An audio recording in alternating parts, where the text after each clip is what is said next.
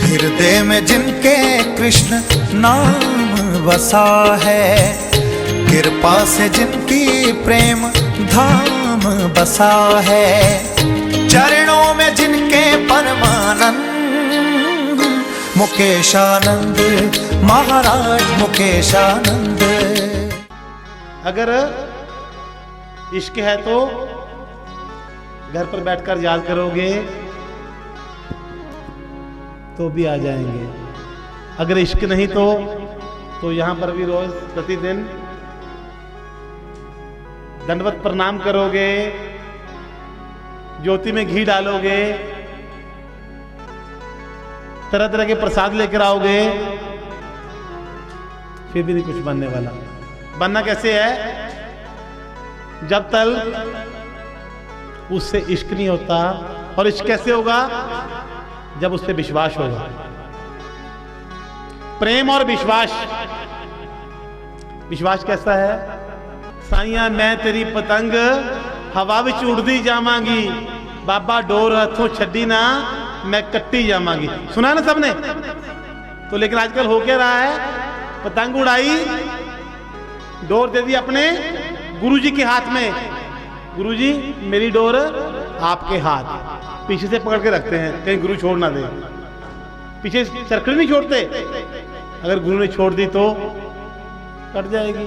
तो विश्वास नहीं बैठ पा रहा। और जिसका विश्वास हुआ, प्रेम हुआ, उनका नाम आज भी इतिहास में लिया जाता है। मीराबाई, तुकाराम, नरसिंह मेहता, इन्होंने क्या किया? विश्वास और प्रेम। विश्वास कैसा चाहिए? एक बार एक महात्मा, आज भी बात की शुरुआत एक छोटे से प्रसंग से करते हैं। एक बार एक महात्मा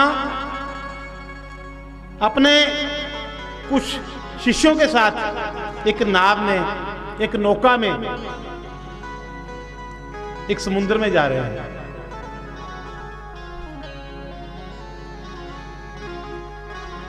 जैसे ही नाव मझधार में पहुंची, पानी में अचानक उफान आया।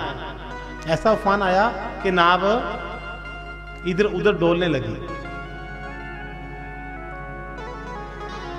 नाव इधर उधर डोल रही है तो सभी शिष्य चला रहे हैं,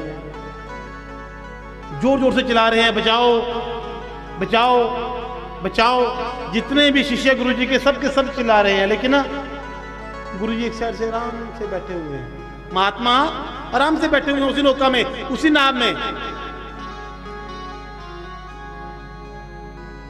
एक शिष्य ने देखा कि गुरुजी बड़े आराम से बैठे हुए हैं। उसने गुरुजी को हाथ जोड़ के प्रार्थना की, गुरुजी क्या आपको उफान से किश्ती डगमगा रही है, नाव डगमगा रही है, नौका डगमगा रही है, क्या आपको डर नहीं लग रहा? गुरुजी उस शिष्य को बहुत प्रेम करते थे। गुरुजी ने उसके चेहरे की तरफ देखा। गुरुजी के पास एक बैग रखा हुआ था, उसमें से चाकू निकाला।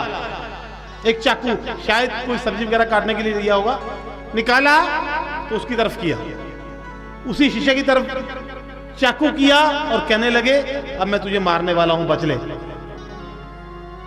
शिष्य कहने लगा ये क्या बात हुई? गुरुजी मैंने कोई गलत प्रश्न किया आपको?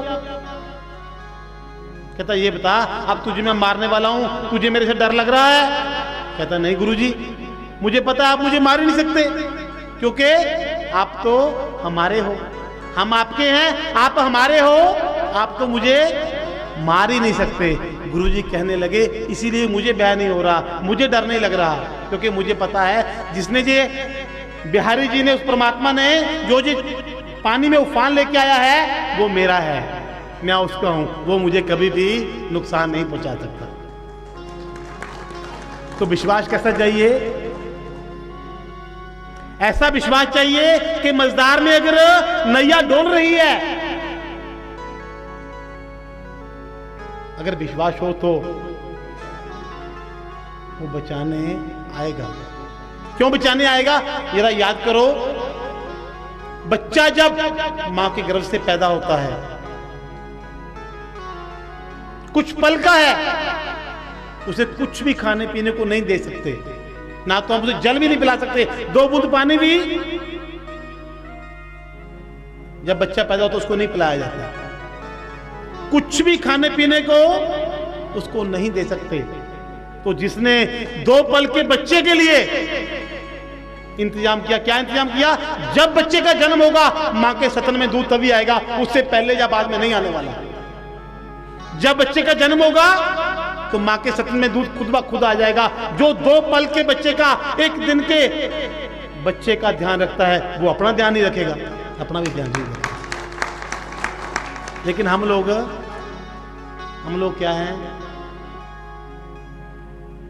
हमारी नैया डोल रही है और हम घबरा रहे हैं। नैया तो सबकी डोल रही है इस समय। क्यों डोल रही है? नैया डोलने का मेन कारण तर्क, और तर्क जहां वहां नर्क है ना।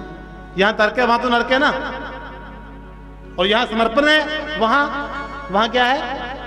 यहां तर्क वहां नर्क, और जहां समर्पण वहां क्या है? स्वर्ग।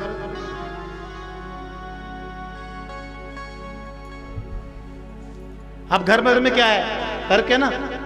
बीवी कहती है तूने ये कैसे किया, सास कहती है यूं, बीवी बहू कहती है क्यों, तूने कहा तो नहीं, वैसे तो कर लेती। तो तर्क की वजह से क्या हो रहा है घर में? नर्क। समर्पण किसी में है नहीं। और यहां तक कि धर्म में भी हम सोचते हैं ये पगड़ी वाले हैं, ये शायद गुरुजी को, गुरुद्वारा साहब को मानते होंगे, ये क्लीन शेव हैं, ये शायद मंदिर जाते होंगे, ये फ्रेंच कट हैं, ये शायद चर्च जाते होंगे, है ना। हमने तो भगवान को भी अलग अलग हिस्सों में बांट रखा है, वो भी एक लड़ने का तरीका बना रखा है। कभी बुक स्टॉल पर पड़ी, किसी भी बुक स्टॉल पर पड़ी गीता और कुरान कभी भी आपस में नहीं लड़ी। किसी भी बुक स्टॉल पर पड़ी गीता और कुरान कभी आपस में नहीं लड़ी, और जो लड़ते हैं उन्होंने गीता और कुरान कभी नहीं पढ़ी। जो लोग लड़ते हैं उन्होंने कभी पढ़ी ही नहीं। यहां से राष्ट्रपति बने, प्रधानमंत्री बने, एमएलए बने, एमपी बने, काउंसलर बने, बाबा बने, लेकिन इंसान नहीं बने। बाकी सब कुछ मान लिए, इंसान नहीं बने जो बनना चाहिए था। एक युवक धर्म की खोज में घर से निकला, धर्म ज्ञान, आध्यात्मिक ज्ञान के लिए घर से निकला। सबसे पहले जाते ही उसे एक स्थान पड़ा, चर्च में गया, हाथ जोड़े, वहां के काफी लोग बैठे हुए थे चर्च में भी। तो लोगों ने कहा कि आप कैसे आए हो? कहता मैं आध्यात्मिक ज्ञान लेने आया हूं। तो लोग कहने लगे आपका स्वागत है। उस युवक को कहा आपका स्वागत है, अभी थोड़ी देर में ही हमारे पादरी जी आएंगे, आपको आध्यात्मिक ज्ञान देंगे और आपको एक अच्छा और नेक क्रिश्चियन बनाएंगे, ईसाई बनाएंगे।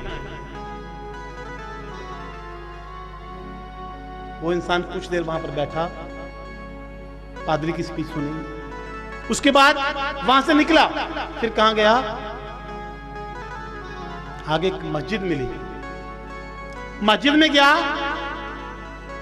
अभी नमाज का टाइम होने वाला था। लोगों ने पूछा आप कैसे आए? कहता मुझे आध्यात्मिक ज्ञान चाहिए। तो लोग कह रहे हैं आपका स्वागत है, अभी थोड़ी देर में हमारे मौलवी जी आएंगे, आपको ज्ञान देंगे और एक नेक और इल्म वाला सच्चा मुसलमान बनाएंगे, सच्चा मुसलमान आपको बनाएंगे। वो लड़का वहां पर थोड़ी देर बैठा, फिर वहां से निकल लिया। मन नहीं, कहां गया? मंदिर में चला गया। मंदिर में गया, ब्राह्मण बैठे हैं। कैसे आना हुआ? आध्यात्मिक ज्ञान चाहिए।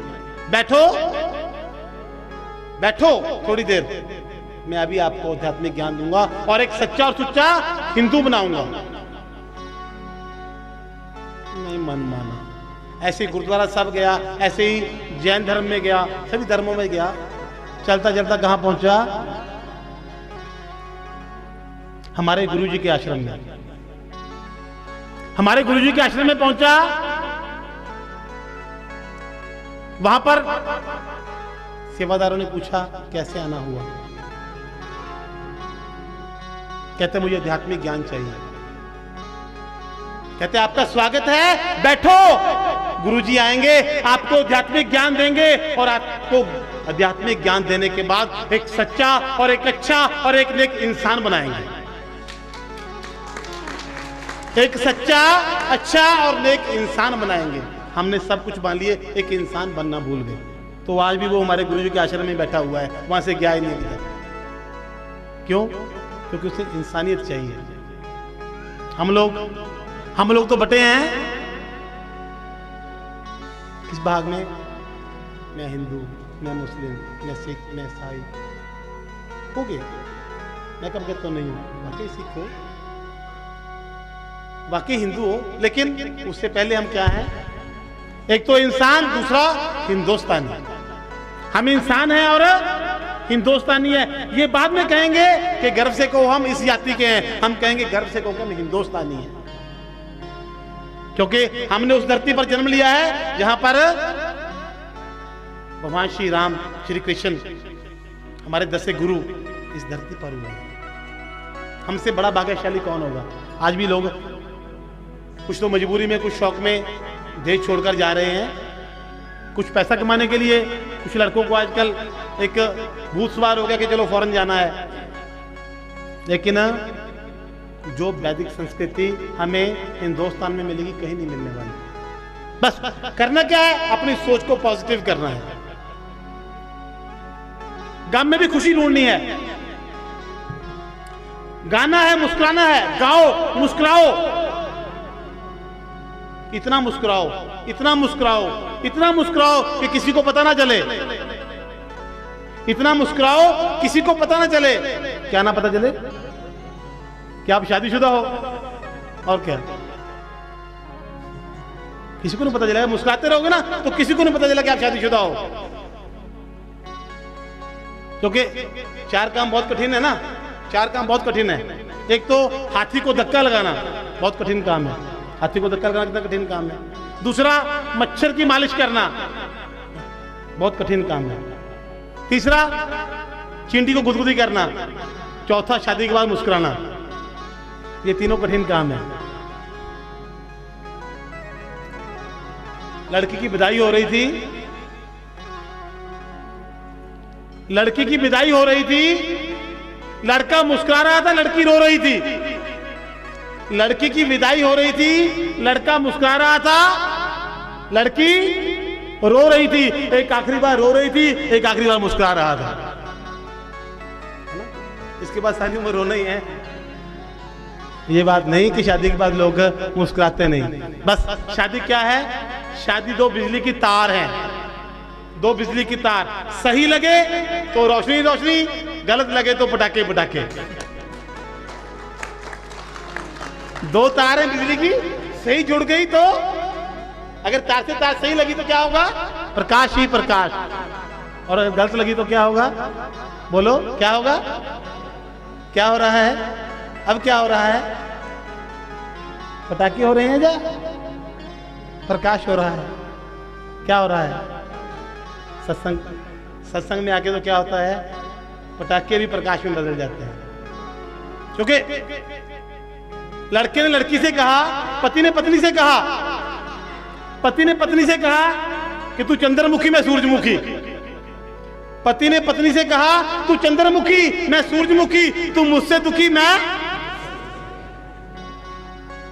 लड़के ने लड़की से कहा, तू चंद्रमुखी, मैं, तू मुझसे दुखी, मैं। चलो प्रेम धाम में चले, फिर तुम भी सुखी और मैं भी सुखी। चलो एक बार प्रेम धाम में चले, फिर तू भी सुखी और मैं भी सुखी। दिखा दो सावली सूरत, तो तेरी मेहरबानी है। तुम ही तो दुनिया हो मेरी, तुम ही से जिंदगानी है। तुम ही तो दुनिया हो मेरी,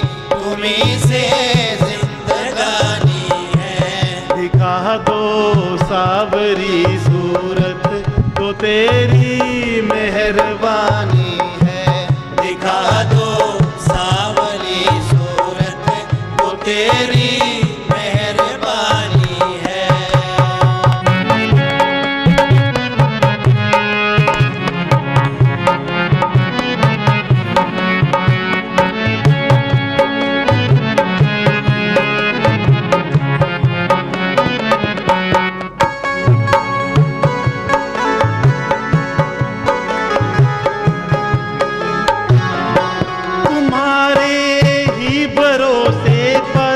जमाना छोड़ बैठे हम, तुम्हारे ही भरोसे पर जमाना छोड़ बैठे हम। क्यों छोड़ा जमाना?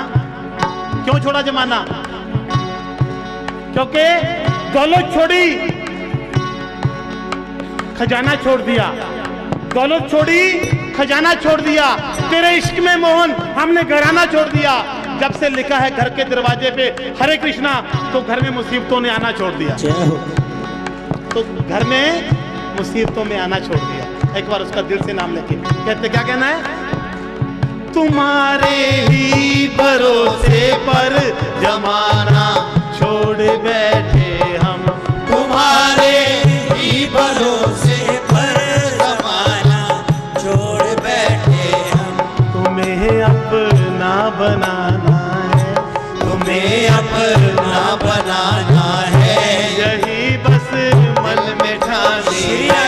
तुम्हें अपना बनाना है, यही बस दिल में ठानी है। दिखा दो सावरी सूरत, तो तेरी मेहरबानी है। दिखा दो सावरी सूरत, तो तेरी मेहरबानी है।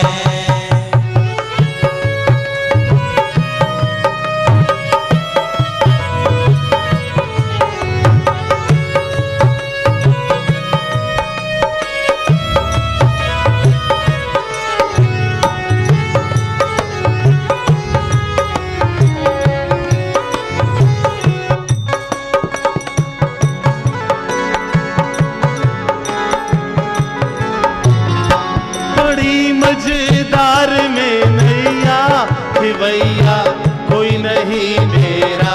बड़ी मजेदार में नैया भैया कोई नहीं मेरा। बड़ी मजेदार में नैया भैया कोई नहीं मेरा। बड़ी मजेदार में नैया भैया कोई नहीं मेरा। भैया बन के आ जाओ, भैया बन के आ जाओ, ये नैया पार लगानी श्री राधे। है। भैया बन के आ जाओ, कि नैया पार लगानी है।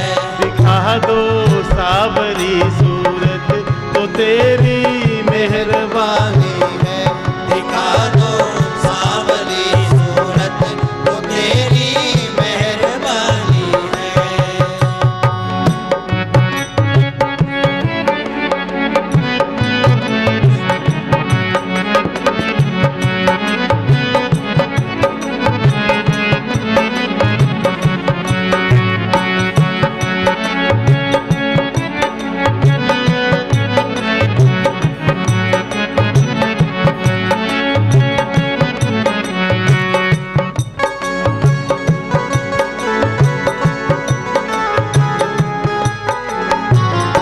नदी है पाप की गठड़ी, वजन पापों का भारी है।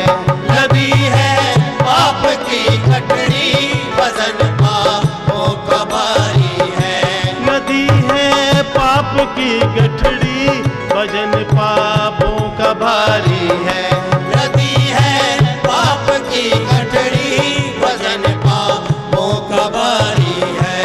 ये गठड़ी आप संभालो, ये गठड़ी आप संभालो, तो तेरी मेहरबानी है। ये गठड़ी आप संभालो, तो तेरी मेहरबानी है। हृदय में जिनके कृष्ण नाम बसा है, कृपा से जिनकी प्रेम धाम बसा है, चरणों में जिनके परमानंद मुकेशानंद महाराज मुकेशानंद।